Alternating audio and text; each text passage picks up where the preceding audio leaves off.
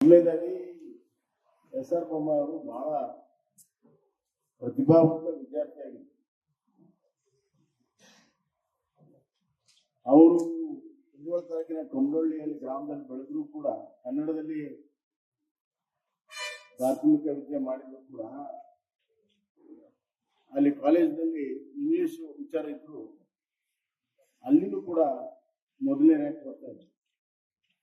ಅವ್ರು SSLC ಇದ್ದಾಗ ಅವ್ರಿಗೆ ಜ್ವರ ಬಂತು, ಎಲ್ಲರೂ ಪರೀಕ್ಷೆಗೆ ಹೋಗಬೇಡ ಅಂತ. ತೆಗ್ಗಿನ ಮನೆ ಅಂತ ಡಾಕ್ಟರ್ ಇದ್ರು, MBBS ಡಾಕ್ಟರ್ ಅವರು. ಆದ್ರೂ ಕೂಡ ಭಾರಿ ಧೈರ್ಯ ಕೊಡ್ತಿದ್ರು ಎಲ್ಲ ಪೇಷಂಟ್ಗೆ. ಅವ್ರು ಹೇಳಿದ್ರೆ, ಸೋಮಣ್ಣ ನೀನು ಪರೀಕ್ಷೆ ಬರೀ ನಾವು ಇಂಜೆಕ್ಷನ್ ಕೊಡ್ತೀನಿ, ನೀನು ಪರೀಕ್ಷೆ ಬರೀ ಹೋಗೋದು. ಒಂದು ಇಂಜೆಕ್ಷನ್ ಕೊಟ್ಟರು, ಪರೀಕ್ಷೆ ಮ್ಯಾಥಮೆಟಿಕ್ಸ್ ಬರೆಯಕ್ಕೆ ಕಷ್ಟ ಆಗ್ತಿತ್ತು ಅವ್ರಿಗೆ. ಆದ್ರೆ ಅದನ್ನ ಹೆಂಗ್ ಮಾಡ್ಬೇಕು ಅಂತ ಇದ್ರಗಡೆ ಅವ್ರ ಫ್ರೆಂಡ್ ಇದ್ರು, ಬಸಕಪ್ಪ ವಾಲಿಯರ್. ಅವ್ರು ಓದ್ತಿದ್ರು, ಮ್ಯಾಥಮೆಟಿಕ್ಸ್ ಓದಿದ್ರು. ಇವ್ರು ಕೇಳಿದ್ರು, ಪರೀಕ್ಷೆ ಹೋಗಿ ಬರೆದ್ರೆ ಇಡೀ ಶಾಲೆಗೆ ನಂಬರ್ 1 ರ್ಯಾಂಕ್ ಬಂದಿದ್ರು. ಬಸಟಪ್ಪ ವಾಲಿಯರ್ ಜಾಸ್ತಿ ಮಾಡಿಸ್ಕೊಂಡು. ನೀನ್ ಯಾಕೆ ನಮ್ಮ ಮಕ್ಕಳಿಗೆ ಹೇಳ್ತೀನಿ ಅಂತಂದ್ರೆ, ನೀವು ನಿಮ್ಮ ವಿದ್ಯಾರ್ಜನೆಯಲ್ಲಿ ಬಹಳಷ್ಟು ಶ್ರಮ ವಹಿಸಿ ಚೆನ್ನಾಗಿ ಮಾಡಿದ್ರೆ ನಿಮ್ಗೆ ಉಜ್ವಲವಾದ ಭವಿಷ್ಯ ಇದೆ. ಎಲ್ಲ ಹೋದ್ರೂ ಕೂಡ ನಿಮ್ಗೆ ಯಶಸ್ಸು ಸಿಗ್ತದೆ. ನೀವು ಬದುಕಿನಲ್ಲಿ ಯಶಸ್ವಿ ಆಗ್ಬೇಕಾದ್ರೆ ಒಳ್ಳೆಯ ಶಿಕ್ಷಣವನ್ನ ಪಡಿಬೇಕು, ಒಳ್ಳೆಯ ಗುಣಮಟ್ಟದ ಶಿಕ್ಷಣವನ್ನ ಪಡಿಬೇಕು. ಅದಕ್ಕೆ ಛಲ ಇರಬೇಕು, ಗುರಿ ಇರಬೇಕು, ಶ್ರಮ ಇರಬೇಕು. ಅದಕ್ಕಾಗಿ ನಿಮ್ಗೆ ಹೇಳಕ್ಕೆ ಇಷ್ಟಪಡ್ತೀನಿ, ನಿಮ್ಗೆ ಅಭಿನಂದನೆ ಸಲ್ಲಿಸ್ತೀನಿ. ನೀವು 5th ಸೆಮಿಸ್ಟರ್ 6th ಸೆಮಿಸ್ಟರ್ ಬಹಳ ಒಳ್ಳೆಯ ಮಾರ್ಕ್ಸ್ ಅಂತ ತಗೊಂಡಿದ್ದೀರಿ. ಇಡೀ ನಿಮ್ಮ ಕಾಲೇಜಿಗೆ ಅತಿ ಹೆಚ್ಚು ಮಾರ್ಕ್ಸ್ ತಗೊಂಡಿದ್ದಕ್ಕಾಗಿ ಇವತ್ತು ನಿಮ್ಗೆ ಇಲ್ಲಿ ಪ್ರಶಸ್ತಿ ಪತ್ರ ಮತ್ತು ಪ್ರೋತ್ಸಾಹನ ಎಸ್.ಆರ್. ಬೊಮ್ಮಾಯಿ ಹೆಸರು ನಾವು ಕೊಡ್ತಾ ಇದ್ದೀವಿ. ನಿಮ್ಗೆ ಅಭಿನಂದನೆಗಳನ್ನು ನಾನು ಸಲ್ಲಿಸ್ತಾ ಇದ್ದೀನಿ. ಎರಡನೇದಾಗಿ ಅವರ ಶಿಕ್ಷಣ ಪ್ರೇಮ. ಅವರು ಭಾರತ ಸರ್ಕಾರದ ಶಿಕ್ಷಣ ಮಂತ್ರಿಯಾಗಿದ್ದರು. ಹ್ಯೂಮನ್ ರಿಸೋರ್ಸ್ ಡೆವಲಪ್ಮೆಂಟ್, HRD ಮಂತ್ರಿ ಅಂದ್ರೆ ಶಿಕ್ಷಣ ಮಂತ್ರಿ. ಶಿಕ್ಷಣ ಮೂಲಭೂತ ಹಕ್ಕು ಅಂದ್ರೆ ಪ್ರತಿಯೊಬ್ಬರಿಗೂ ಶಿಕ್ಷಣ ಕಲಿಯುವಂತ ಹಕ್ಕು. ಅದು ಬಡವರಿರ್ಲಿ, ಬಲ್ಲಿಗರಿರ್ಲಿ, ದೀನರಿರ್ಲಿ, ದರಿದ್ರರ್ಲಿ, ಸಮಾಜದ ವಂಚಿತರಿರ್ಲಿ, ಯಾರೇ ಇರಲಿ, ಶಿಕ್ಷಣ ಅವರ ಮೂಲಭೂತ ಹಕ್ಕು. ಆ ಹಕ್ಕನ್ನು ಪಡ್ಕೊಳ್ಳುವಂತ ಎಲ್ಲ ನ್ಯಾಯಸಮ್ಮತವಾಗಿರುವಂತ ಕಾನೂನನ್ನ ಮೊದಲನೇ ಬಾರಿ ಚಿಂತನೆಯನ್ನ ಮಾಡಿ ಸ್ವತಂತ್ರ ನಂತರದಲ್ಲಿ ಶಿಕ್ಷಣ ಮೂಲಭೂತ ಹಕ್ಕನ್ನ ಮಾಡಿದವರು ಯಾರಾದ್ರೆ ಅದು ಎಸ್.ಆರ್. ಬೊಮ್ಮಾಯಿ. ದುರ್ದೈವದಿಂದ ಅದು ಪಾರ್ಲಿಮೆಂಟ್ ಬಿದ್ದು ಹೊತ್ತು, ಅದಕ್ಕೆ ಮುಂದಿನ ಪಾರ್ಲಿಮೆಂಟ್ ನಲ್ಲಿ ನರಸಿಂಹರಾವ್ ಅವರು ಅದನ್ನು ಪೂರ್ಣ ಮಾಡಿದರು.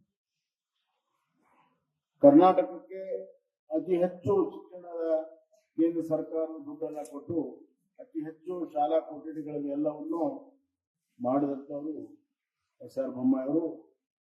ಬೀದರ್ಗೆ ಸೆಂಟ್ರಲ್ ಯೂನಿವರ್ಸಿಟಿಯನ್ನ ಅವರು HRD ಮಿನಿಸ್ಟರ್ ಇದ್ದಾಗ ಅವರು ಮಾಡಿದ್ರು. ಇನ್ನ ಅವರು ಹೋರಾಟದ ಜೀವನ, ಶಾಲಾ ವಿದ್ಯಾರ್ಥಿಗಳಾಗಿ ಹೋರಾಟ ಮಾಡಿದ್ರು. ಒಂದ್ಸತಿ ನಾನು ಅವ್ರ ಕಡೆ ಸ್ವಲ್ಪ ವಾದ ಮಾಡಿದ್ದೆ. ಅವ್ರ ಇದ್ರ ನಿಂತು ಮಾತಾಡ್ತಿದ್ದಿಲ್ಲ ಅಂತ ಧೈರ್ಯ ಮಾಡಿ ಒಂದು ವಿಚಾರದಲ್ಲಿ ವಾದ ಮಾಡಿದ್ರು.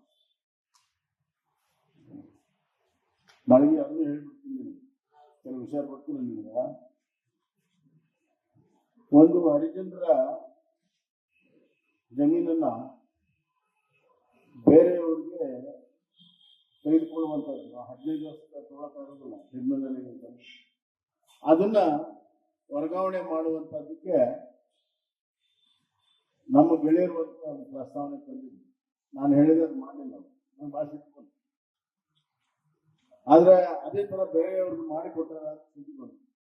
ಅದಕ್ಕೆ ನಾನು ಕೇಳಿದ್ರೆ, ಬೇರೆಯವ್ರದ್ದು ಮಾಡಿದ್ರೆ ನಾವು ಹೇಳಿದ ಯಾಕೆ ಮಾಡಿಲ್ಲ ಅಂತ.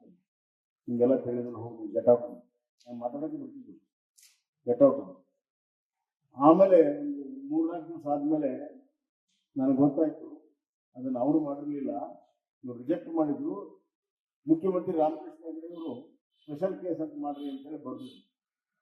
ಸೊ ಅವಾಗ ನನಗೆ ಅನಿಸ್ತದೆ, ನನ್ನ ತಂದೆಯವ್ರು ತಪ್ಪು ಮಾಡಿದ್ರೆ ನಾನು ಜಗಳ ಮಾಡಿದ್ನಲ್ಲ ಅಂತ ಹೇಳಿ ಹೋಗಿ ಸಾರಿ ಕೇಳಿದ್ ನಮ್ಮ ತಂದೆಯವರಿಗೆ. ಸಾರಿ ಕೇಳಿದಾಗ ಅವ್ರು ಹೇಳಿದ್ರು, ನಿನ್ನ ವಯಸ್ಸಿನಾಗ ನಿನ್ಕಿಂತ ಜಾಸ್ತಿ ಕೋಪ ನನಗೆ ಬರ್ತಿತ್ತು, ನನಗೆ ಭಾಳ ಕೋಪ ಬರ್ತಿತ್ತು ಅವಾಗ. ಅಷ್ಟಿಷ್ಟಲ್ಲ, ಅವತ್ತಿನ ವಿಚಾರ ಅವತ್ತ ಚುಕ್ತ ಮುಂದೆ ನೆಕ್ಸ್ಟ್ ಉದ್ರಿನೇ ಇಲ್ಲ. ಹಂಗಿತ್ತು ನಮ್ಮ ಸಿಸ್ಟಮ್. ಏನ ಮತ್ತೆ ಯಾರು ಏನಿದ್ರು ಮನೆ ಮಠ ಹೋಗಿ ಕೇಳ್ಬಿಡುದು, ಹಂಗೆ ನಮ್ಮ ರಸ್ತೆದಕ್ಕೆ ಹೋಗಿ ಎಲ್ಲ. ಅದು ನಿಮ್ಗಿಂತ ಬಹಳ ನಾನು ಒಪ್ಪಿಸ್ತಿದ್ದೆ. ನೀವೆಲ್ಲ ಏನ್ ಮಾಡ್ತಿದ್ವಿ ನಿಮ್ಗೇನು ಗೊತ್ತಿಲ್ಲ. ಸ್ವತಂತ್ರ ಹೋರಾಟದಾಗ ಬ್ರಿಟಿಷರ ವಿರುದ್ಧವಾಗಿ ಬ್ರಿಡ್ಜಿಗೆ ಬಾಂಬ್ ಇಟ್ಟಿದ್ದೀನಿ ಏನಾರು ಅಂತ ಹೇಳಿದ್ವಿ. ಟೆಲಿಫೋನ್ ವೈರ್ ಕಟ್ ಮಾಡಿದ್ವಿ ಅವಾಗ. ಅಂತ ಕ್ರಾಂತಿಕಾರಿ ಹೋರಾಟವನ್ನು ಮಾಡಿದ್ದೀವಿ. ಹೋರಾಟದಿಂದ ಬಂದಿದ್ರು. ಹೀಗಾಗಿ ರೈತರಿಗಾಗಿ, ದೀನದಲಿತರಿಗಾಗಿ, ಕನ್ನಡಕ್ಕಾಗಿ ಹೋರಾಟ ಮಾಡಿದ್ರು. ಸ್ವತಂತ್ರ ಹೋರಾಟದಲ್ಲಿದ್ರು, ಕನ್ನಡದ ಏಕೀಕರಣದ ಹೋರಾಟದಲ್ಲಿದ್ರು, ಗೋವಾ ವಿಮೋಚನಾ ಹೋರಾಟದಲ್ಲೂ ಕೂಡ ಮುಂಚೂಣಿಯಲ್ಲಿದ್ರು. ಹೀಗೆ ಹೋರಾಟದಿಂದ ಬಂದಂಥವ್ರು ರೈತರ ಪರವಾಗಿ ನರಗುಂದ ಆದಾಗ ಅದರ ಸಂಪೂರ್ಣ ನಾಯಕತ್ವವನ್ನು ಇವರೇ ವಹಿಸಿದ್ರು.